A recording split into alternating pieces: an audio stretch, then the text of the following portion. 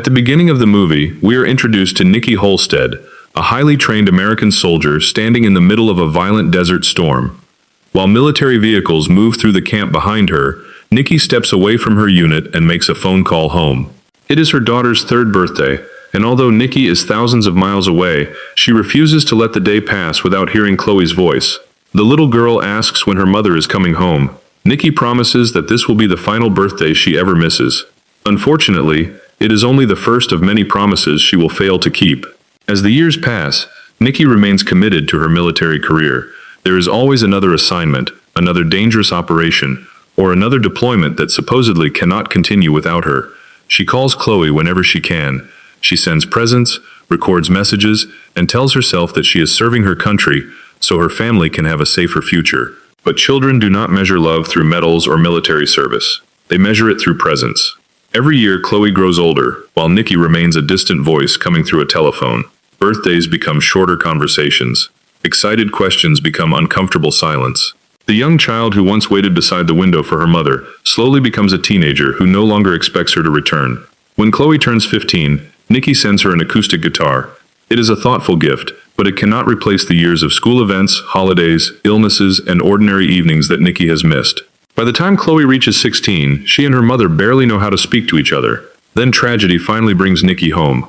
Her husband dies after a long battle with leukemia, leaving Chloe without the parent who had raised her through most of her childhood. Nikki receives an honorable discharge and returns permanently, believing she can finally become the mother she should have been years earlier. But coming home is much easier than repairing what her absence destroyed. For Chloe's 16th birthday, Nikki fills the house with balloons, prepares food, and bakes a cake. She treats the celebration like a military mission, carefully planning every detail and hoping one perfect day can somehow repair more than a decade of emotional distance. Chloe's friends arrive, take a few photographs, barely touch the food, and quickly lose interest. They want to go out. Chloe wants to go with them. When Nikki refuses, Chloe finally releases years of buried anger. She tells her mother that she cannot suddenly return after missing almost her entire childhood and begin acting like a strict parent. Nikki tries to defend herself, explaining that she was serving overseas and providing for the family. But Chloe does not want explanations. She wanted a mother. The argument becomes more painful until Chloe storms upstairs and locks herself in her bedroom. Later that night, Nikki decides to apologize. She walks upstairs, rehearsing what she wants to say, but when she opens the bedroom door, the room is empty. The window is open. A short note has been left behind. Chloe has gone to a nightclub with her friends. Across town, Chloe is attempting to forget the argument. The club is crowded, the music is loud, and for the first time that night, she feels free. Her friends encourage her to speak with an attractive young man named Ben. Ben appears friendly and confident. He knows exactly what to say to make Chloe feel older, noticed, and important. But while Chloe briefly turns away, Ben drops something into her drink. Within minutes, the room begins spinning. Her speech becomes unclear, her legs weaken, and the lights around her become blurred.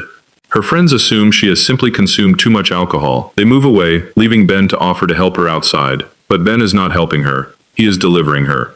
Meanwhile, Nikki activates the location tracker on Chloe's phone. She drives towards the club, already expecting to find an angry teenager refusing to come home. Instead, when she reaches the rear alley, she sees several men dragging her unconscious daughter towards a vehicle. Nikki immediately understands what is happening. She calls Chloe's name and runs towards them. One of the kidnappers pulls out a knife and orders her to stay back. He has no idea that he is threatening a woman trained to survive ambushes in active war zones. Nikki traps his wrist, knocks the blade away, and drops him to the ground before the others can react. The remaining men throw Chloe into the car and speed away. Nikki runs after them. The vehicle is already gaining distance, but she refuses to stop. When the driver slows to avoid another car, Nikki catches up, smashes a side window, and grabs the door frame. The driver violently swings the vehicle from side to side until Nikki is thrown onto the road. Anyone else would remain on the ground. Nikki gets back up. She studies the direction of the vehicle and predicts where it will turn. Instead of following the road, she races through a nearby apartment building, charges up the stairs, and leaps from an upper floor window. She lands directly on the roof of the kidnapper's moving car. The men inside panic. Nikki reaches through the broken window with her car key and drives it into the driver's face. The car loses control and crashes into a parked vehicle. Nikki is thrown from the roof and knocked unconscious on the pavement, but Chloe is not rescued. Ben survives the collision, pulls the injured driver away from the steering wheel, and escapes with the unconscious girl. Then the movie introduces its most terrifying idea. Victims taken by organized trafficking networks often have a very limited window before they are transported, sold, or completely erased from public records. For Nikki, that window is 72 hours. Once the clock runs out, finding Chloe may become impossible. The story suddenly jumps forward 27 hours. Nikki wakes up hanging upside down inside a slaughterhouse. Her ankles are tied to heavy chains, blood covers parts of her clothing, and the pain in her body tells us that much more has happened since the crash than we have been shown. Around her are animal carcasses suspended from metal hooks, but they are not the only bodies hanging there. Ben is also dead. The trafficking organization has executed him for making mistakes and exposing part of their operation. A large, sadistic man named Victor walks into the room carrying a knife. Within the criminal network, he is known as the Butcher. Nikki demands to know where Chloe has been taken. Victor does not answer. Instead, he reveals fragments of what Nikki has done during the missing 27 hours. After recovering from the crash, Nikki found Ben, tortured information out of him, located one of the organization's largest brothels, killed its guards, freed the captive women, and burned the entire building to the ground. The attack cost the organization an enormous amount of money. Victor believes Nikki is now helpless. He presses the blade against her skin, enjoying the idea that the woman who humiliated the organization will die in the same place where they dispose of unwanted victims. Nikki remains strangely calm. She tells him he still has one chance to survive. All he must do is tell her where Chloe is. Victor laughs and cuts her abdomen. He then drives the knife into her thigh before walking away to answer a phone call. The call comes from Sullivan, the local manager responsible for the trafficking operation. While Victor is distracted, Nikki forces herself upward, reaches the knife still buried in her leg, and pulls it free. The pain is almost unbearable, but she refuses to make a sound. She cuts through her restraints and drops onto the floor. When Victor turns around, Nikki attacks. Seconds later, the man who believed he was dealing with a helpless prisoner is fighting for his life. Nikki overpowers him and demands information. Victor refuses, so she makes him understand that she is no longer asking. Terrified by what she might do next, Victor reveals that Sullivan is not the true leader. The entire network answers to someone known only as the chairman. Before Nikki can learn more, several vehicles arrive outside. She slips through a side exit and hides nearby. A wealthy man surrounded by armed guards steps from one of the vehicles. It is Sullivan. Inside the slaughterhouse, Sullivan finds Victor dead and a personal warning left for him. Nikki wants her daughter returned. Sullivan knows that failure is not tolerated within the organization. If the chairman discovers how much money and manpower he has already lost, Sullivan may be executed. Instead of reporting the disaster, he orders every available criminal in the city to hunt Nikki. But Nikki is already hunting him. She follows Sullivan's convoy to a heavily protected estate. Cameras watch every entrance. Armed guards patrol the walls. Dogs search the grounds, and drones scan the surrounding streets. Even Nikki knows she cannot enter without a better plan. Worse, her injuries are becoming dangerous. She retreats to a cheap motel, where she begins repairing her own body. With no doctor and no anesthetic, Nikki cleans the wounds in her stomach and thigh, pushes a needle through her own skin, and closes the injuries with thread. She consumes painkillers, caffeine, and energy drinks because sleeping is not an option. The countdown is still moving. At the same time, Police Captain Michaels investigates the burned brothel. Security recordings show a single figure entering the building, defeating several armed guards, releasing the prisoners, and setting the property on fire. Michaels immediately realizes the attacker has professional military training. More recordings connect Nikki to Ben and the crashed vehicle. The key found in the dead driver matches Nikki's car. The police now know who is leaving a trail of bodies across the city. What they do not yet understand is why Captain Michaels appears more interested in killing Nikki than arresting her. Nikki visits an automotive store and purchases a racing harness. She also notices an old skateboard displayed on the wall. The shopkeeper says it is not for sale, but after seeing her injuries and exhausted condition, he changes his mind. The items appear unrelated. Soon, Nikki shows exactly why she needs both. She waits outside Sullivan's estate in a modified vehicle. When his convoy emerges, Nikki puts in a mouthguard, tightens the racing harness around her body, and accelerates directly towards the lead SUV. She does not attempt to avoid the collision. She causes it. The impact destroys both vehicles and throws Sullivan's guards into confusion. Because Nikki prepared herself with the harness, she survives the crash with enough strength to continue fighting. She grabs the skateboard, drops onto it, and rolls beneath the damaged vehicles. From underneath the wreckage, she fires at the guards while their weapons cannot easily reach her.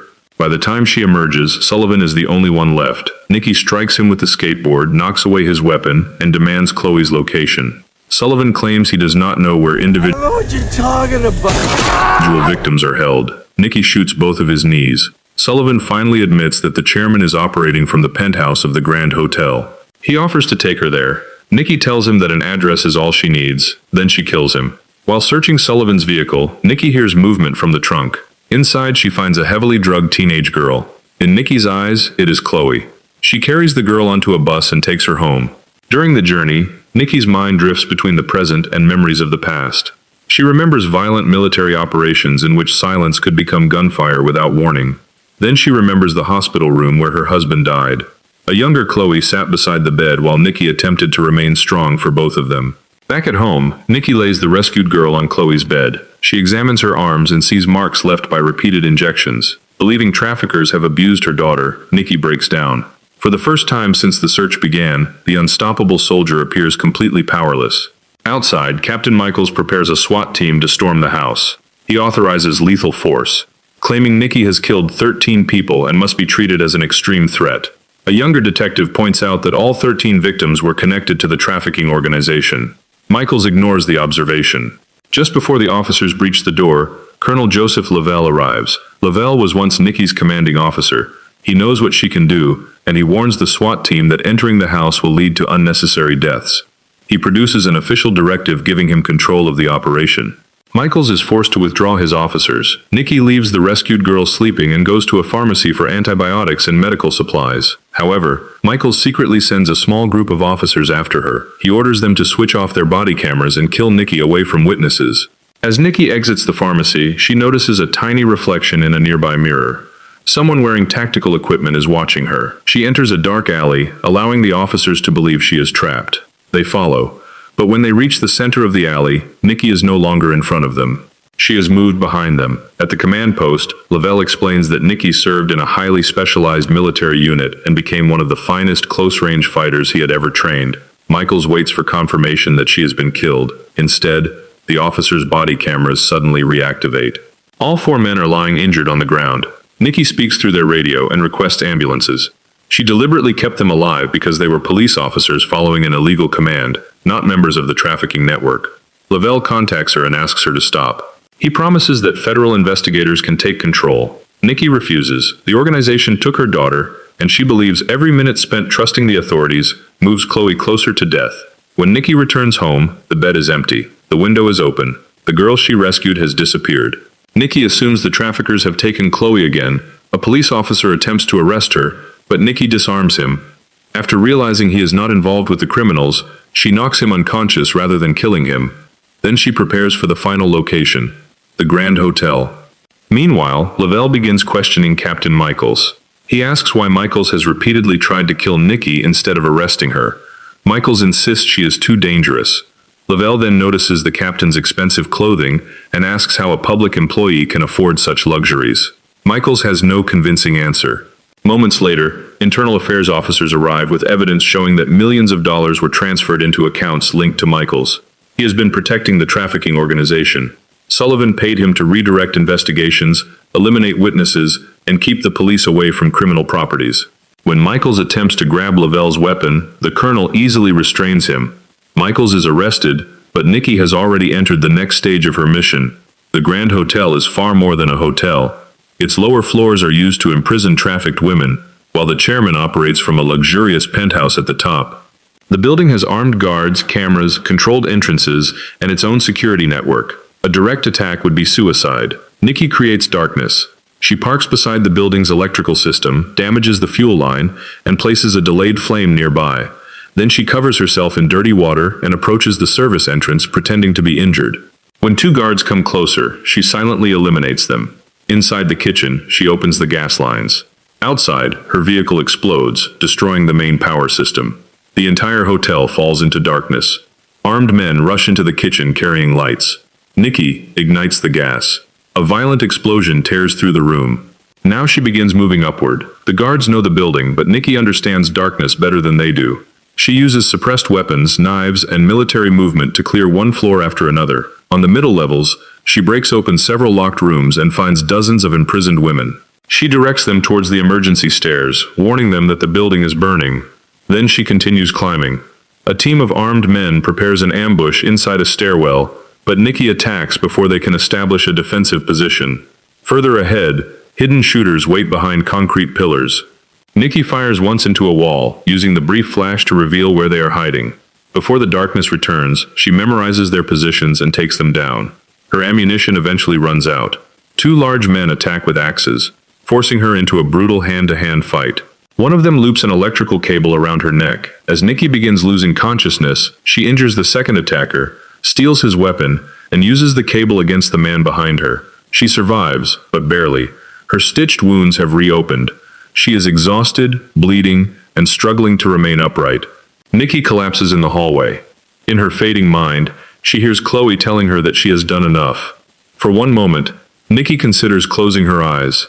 Then she remembers the promise she made. She promised to bring her daughter home.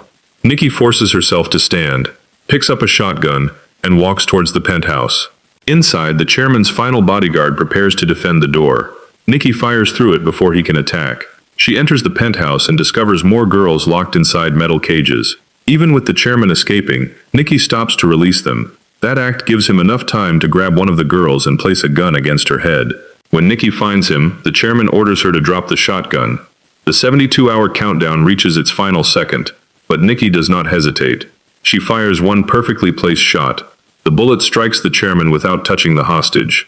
The leader of the organization falls dead. Nikki carries the rescued girl out of the burning hotel and drives her to a hospital. Doctors rush the teenager into emergency treatment while Nikki waits outside. For the first time, there is nothing she can fight. She cannot threaten the medication into working. She cannot defeat the injuries with her hands. All she can do is wait. Hours later, a doctor tells Nikki the girl is stable. Nikki enters the recovery room, sits beside the bed, and holds the teenager's hand.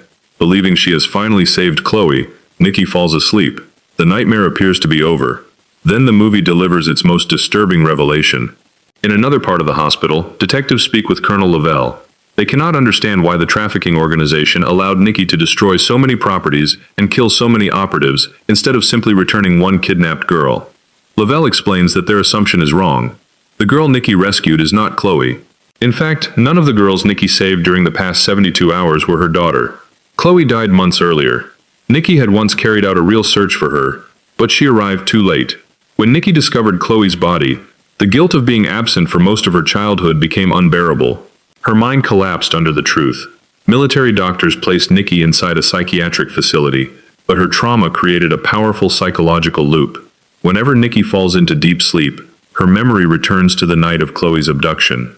She believes the kidnapping has just happened. She believes the 72-hour countdown has restarted, and because of a condition affecting how she recognizes faces, Nikki sees Chloe whenever she looks at a young trafficking victim. The girl found in Sullivan's trunk was not her daughter. The girl inside the hotel was not her daughter. They were strangers in need of rescue. But Nikki's mind gave them Chloe's face because accepting the truth would destroy her. The criminals were not protecting one special victim. They were defending an enormous trafficking empire from a grieving soldier who could no longer remember that her original mission had already failed. This also explains the strange missing time, the repeated countdown, and why Nikki continues fighting long after her body should have collapsed. She is not only trying to rescue kidnapped girls, she is trying to rewrite the worst moment of her life. The movie returns to the hospital room. Nikki is sleeping beside the rescued teenager. Her eyes suddenly open. The bed appears empty. Confused, Nikki sits up and looks around. In her mind, Chloe has been taken again. The countdown resets. Nikki believes she has 72 hours to save her daughter before she disappears forever. But Chloe is already gone. And unless Nikki's broken mind finally accepts the truth, the mission will never end. She will continue finding trafficking organizations, destroying their operations, and rescuing victims, while believing that one of them will eventually be the daughter she lost. That is where the movie ends, revealing that the entire action-packed rescue mission was also the tragic prison of a mother consumed by grief, regret, and a promise she can never fulfill. Now here is the question. Was Nikki a hero for saving all those innocent girls, or had her grief transformed her into something just as dangerous as the criminals she was hunting? Drop your answer in the comment section because this ending can be interpreted in more than one way. And if you watch Nikki fight through an entire criminal organization, survive gunmen, corrupt police officers, explosions, and a 72-hour countdown, but you still have not subscribed, Then what exactly are you waiting for? Nikki crossed an entire city for her daughter. All you need to cross is one subscribe button. Subscribe to the channel, turn on notifications, and join us for the next movie explanation.